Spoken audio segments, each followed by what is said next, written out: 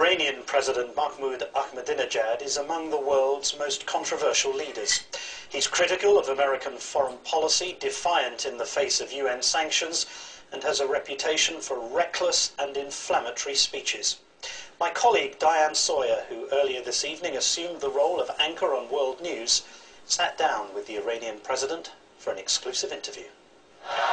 You have said that anyone in Iran can express their point of view, that it is fully permitted.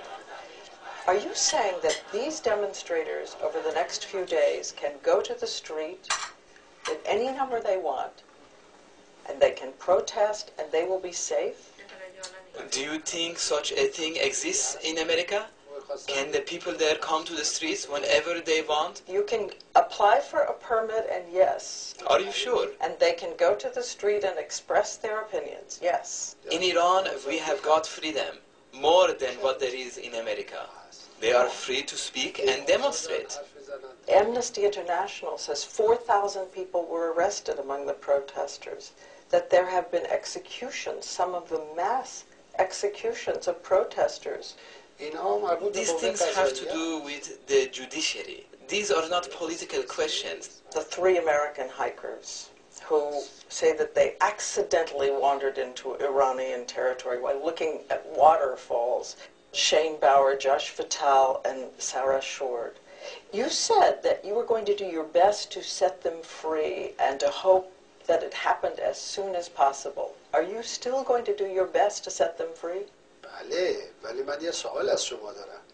Yes, but I have a question for you.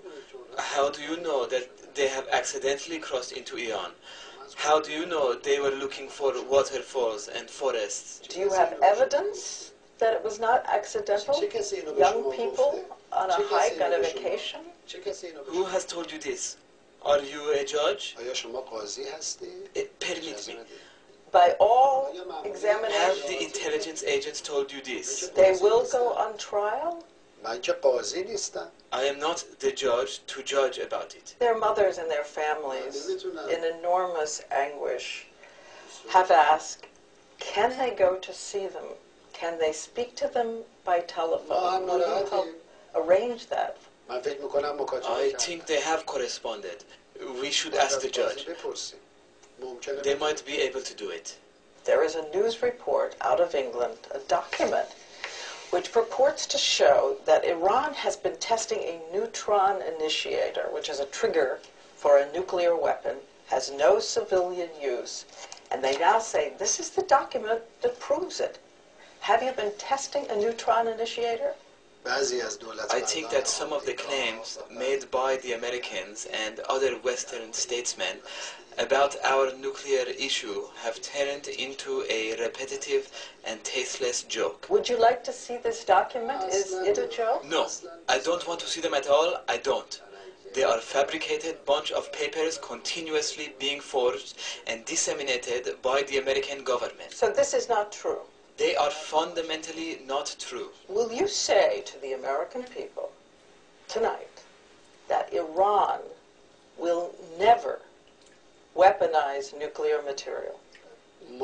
We have got a saying in Iran which says, how many times shall I repeat the same thing? You should say something only once. We have said once that we don't want nuclear bomb. We don't accept it. Finished. What do you most hope for in 2010? Of course, I would like to congratulate the new year to the American people and hope that we follow the Christ. We believe in Christ. He was a prophet of God. If Christ was here today, would he not punish the American statesmen for the war in Afghanistan and Iraq? Would he not resist them? Once again, I would like to congratulate the birth anniversary of Jesus Christ to you and the American people. Thanks to Diane Sawyer for that interview.